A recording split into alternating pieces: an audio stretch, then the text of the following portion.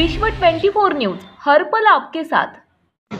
काळजी घेऊन पुढील ते कारस्थान ते मतदानाच्या रूपाने ते करून दाखवतील अशी अपेक्षा व्यक्त करतो। जय हिंद, जय महाराष्ट्र, जय राष्ट्रवादी। ठीक आहे सर, चल हे बोलते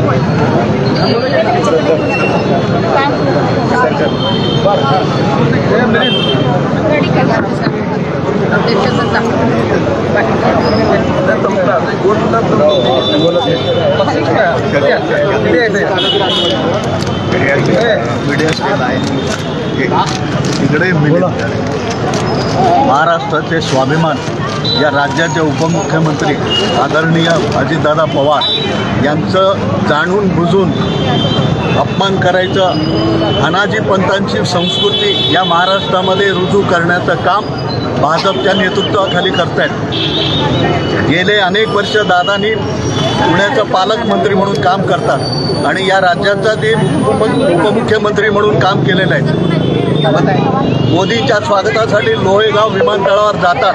प्रोटोकॉलप्रमाणे त्यांनी महाराष्ट्राचे उपमुख्यमंत्री म्हणून त्यांचं आदरातिथ्य केले, स्वागत केले।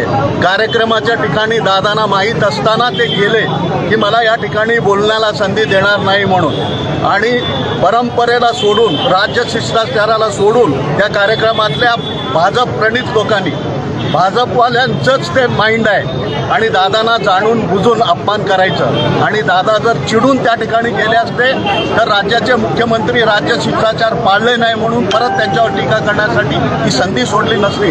दादांची संत परंपरा जगविख्यात जगद्गुरू संत तुकाराम महाराजांच्या त्या मंदिराच्या सोहळ्यासाठी दादा जाणीवपूर्वक त्या ठिकाणी उपस्थित राहिले। स्वतःचा अपमान झाला तरी सुद्धा तो सहन केला।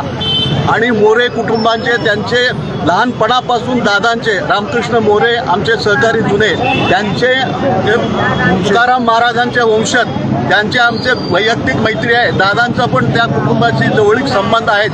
पण महाराष्ट्रामध्ये 12 कोटी जनतेचा अपमान आहे, ही कधीही महाराष्ट्रातली जनता सहन करणार नाही। या भाजपवाल्यांना अनाजी पंथांच्या संस्कृतीला आणून पाडतील, हे लक्षात ठेवायला पाहिजे। म्हणून आम्ही सोलापूरच्या राष्ट्रवादी काँग्रेसच्या वतीनं त्यांचा आम्ही जाहीर धिक्कार करतो।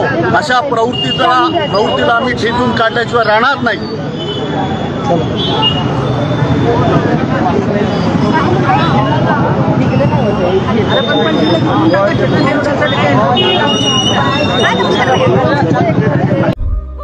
राज्यातील महत्त्वाच्या आणि आपल्या भागातील ताज्या बातम्या पाहण्यासाठी आजच आमच्या विश्व 24 न्यूज चॅनलला यूट्यूबवर सबस्क्राईब करा आणि बेल आयकॉन प्रेस करा।